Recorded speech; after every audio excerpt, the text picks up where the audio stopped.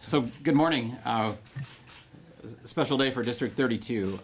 I'm going to be appointing Sam Kito III as the new representative from the district, subject to confirmation by the House Democrats.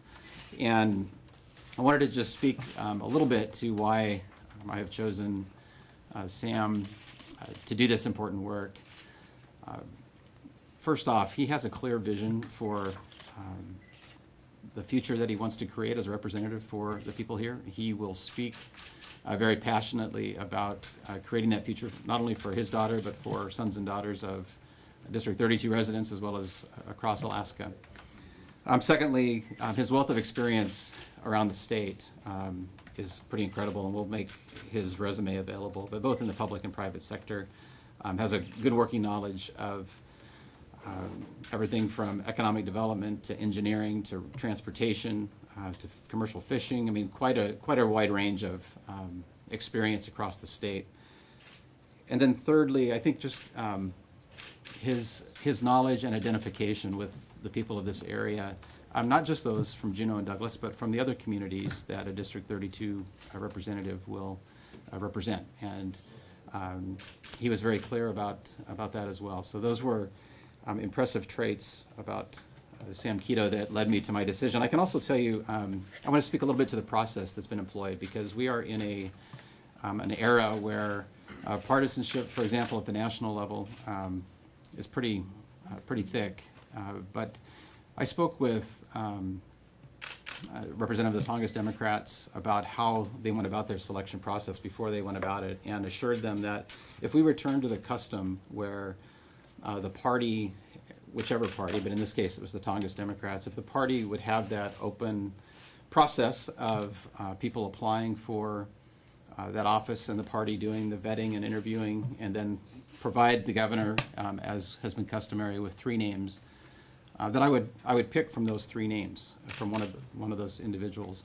Of course, barring any major development that was missed by the party. I've honored that process.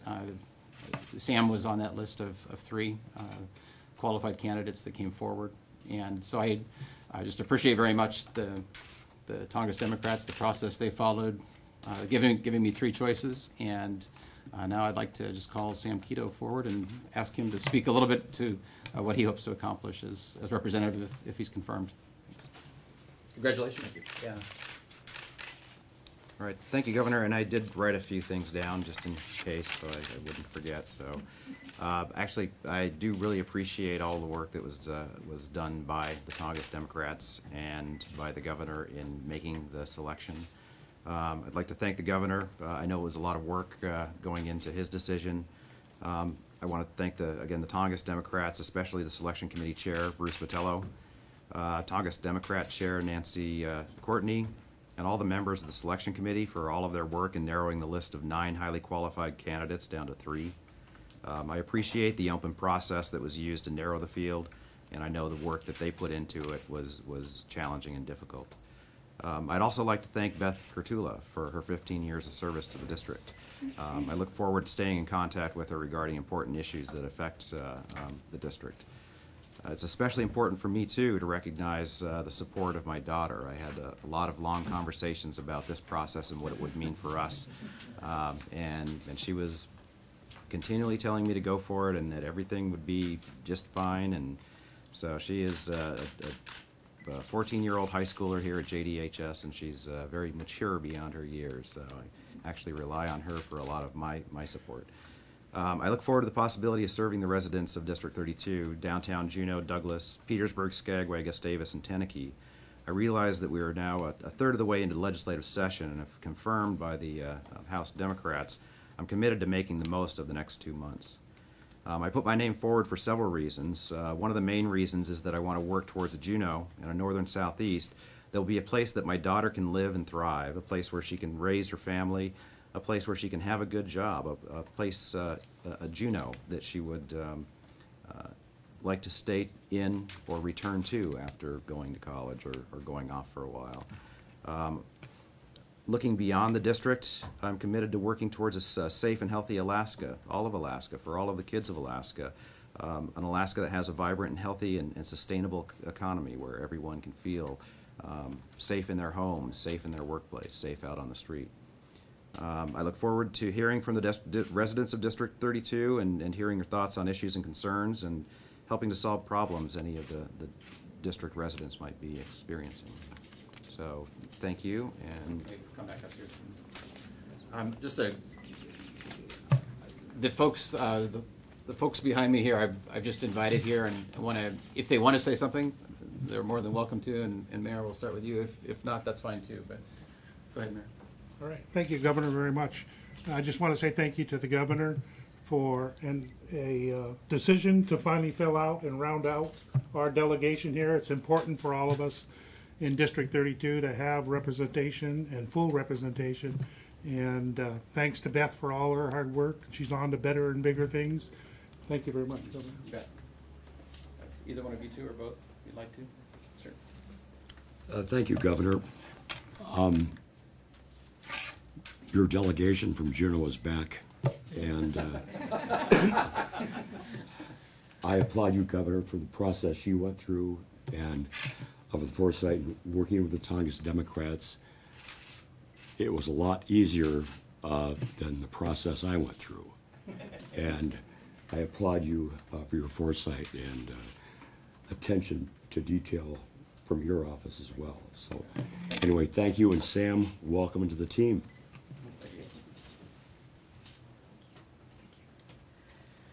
Thank you, Governor, and the individuals that were involved in the appointment process, the Tongass Democrats. Like Senator Egan, I want to welcome Sam Kito III and let him know that we look forward to working with him. We have a very strong delegation and a history of working very closely together on behalf of our constituents, and I am confident that we will continue to work together in that spirit. Thank you. Thank you. All right, Sam. Thank you, Sam. Your turn. so ready for questions. Yes. Sam, Adam Pinsker with KTUU. Just to talk about maybe just the process and halfway through the session, trying to get a staff together and just sort of getting back into just getting settled into life here as a legislator. Thank you, Adam. Actually, we've been fortunate that Representative Kerttula's staff, Hannah McCarty and Ken Alpers, are working and have been working on behalf of the district, and anticipate that they will continue to work with me to help the district. Do you anticipate a vote on your confirmation taking place by Monday, the soonest? Or? I can't answer that. I don't know. Let me I'm going to speak to Sure. that though, because I've had a couple discussions about that. I would really like to see the transparency and trust of the process elongated here, and I think that can be done best if House Democrats would allow a vote, not a party line, not a some kind of consent on the floor. I think from a historical perspective, I've looked back across the years, and from statehood through 1990, there were votes taken in almost every case, almost 30 cases, where the party that had the nominee, usually by unanimous, without objection, just did that in public. And somewhere along the way, around 1990, we began going to this process where decisions were made in the caucus rooms, and it's both parties. It's not any one party. And then a letter would come forward from the caucus to the presiding officer saying yes or no. The Tongass Democrats and I have really gone a long ways towards trying to restore that custom that is open, deliberative, transparent from kind of start to finish.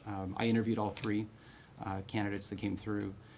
I picked from the three that were transmitted, and I did communicate with the minority leader this morning about my desire to try to change the process from a by-letter process to a floor action process, both from a legal perspective and from the days of Steve Cooper and Gary Pesca, whose Attorney General at the time thought that was the legitimate way to do that. And so if we can restore that that element, I think we will have a complete custom that is in the public's interest to a greater degree than the one that we've been following. And so I've asked for consideration of that as an idea. I've not set it as a requirement, just as a consideration. So that's a little more detail to flesh out your question.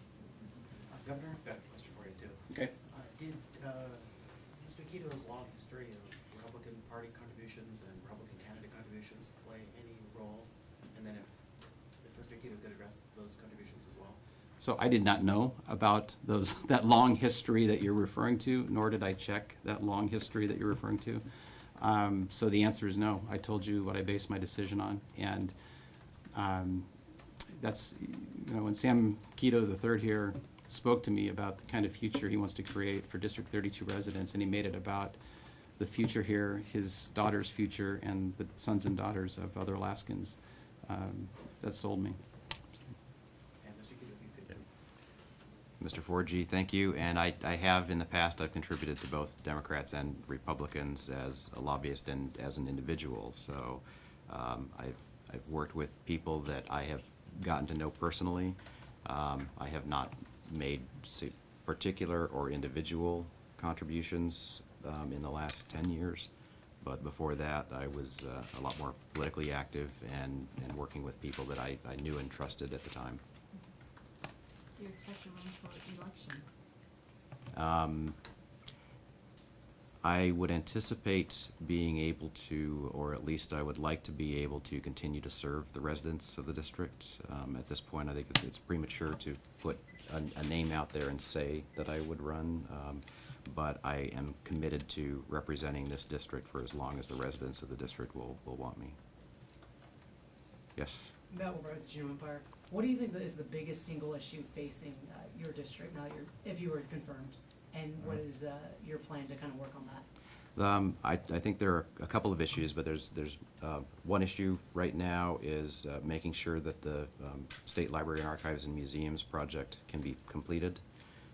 The other issue is a more broad issue or a global issue, and that is the economic situation the state of Alaska is finding itself in, with declining oil revenues, with large mega projects out there that may or may not bring in significant revenue, and trying to look past that fiscal chasm to where everybody in Alaska doesn't have to worry about, are we going to have high enough oil prices or enough production. A balanced economy, a diversified economy. I'm looking forward to that future where we can have a stable economy. Yes? Miranda McBride, KTVA, Channel 11. So in your interview with the governor, were there any agreements about legislation that you would support? You know, I have to say that there was no discussion of policy issues. I've got a real strong sense he was just trying to get to know who I was as a person. We talked about my background, my history, my family. I was very impressed with how objective the process was.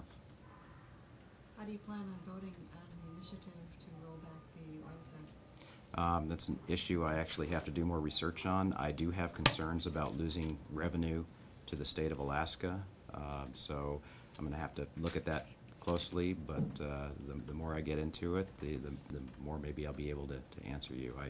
I am not completely convinced that the system we have in place now is going to result in higher revenues.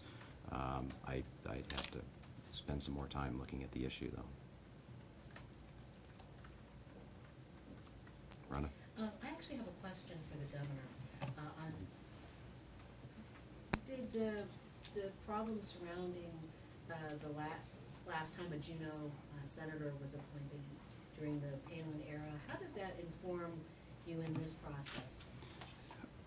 Frankly, there have been challenges with this process that have crossed a number of administrations, and I did look at some of that history of what has worked well and in the public's interest, and what hasn't gone well. And where we have,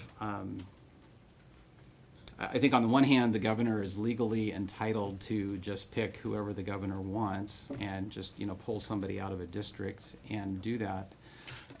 That to me did not seem like a constructive way to engage with legislators, nor to provide a representative that aligns with the community and represents the community's interests. So I did revert to the custom of talking with party officials, Democratic Party officials, about, can you have this open process where you leave it open to everybody, you vet the candidates, do the work on them, on the backgrounds, send me 3 names. And so it was, it certainly has, the challenges of the past across administrations did inform me and my desire to make it a more trustworthy, open process throughout, from passing names, moving names forward to confirmation by the party. But specifically, what happened during the Palin era, you know. It certainly informed, I mean, it informed what I did, but I've been a member of the legislature as well when others have come forward because of either death in office or vacating office. So I've seen the challenges across time that arise in this context. So, yeah. Can you speak to the thought that goes behind picking someone who's going to be up for re-election in November, but really the focus is on the next 2 months, and kind of what some of the importance was in getting to hit the ground running? Yeah, I purposely did not ask that question. What I focused on, and Sam can confirm this too. I mean, I asked if there was anything, and I did this of each candidate, whether there's anything that they know of, whether personal, physical, financial, that would prevent them from fulfilling the duties of the job between now and the end of Representative Kerttula's term. That was the question, and that's what the focus was on. All right. Any more for Sam? Okay. Thank you all. Appreciate the time. Thanks. Congratulations. Thank you.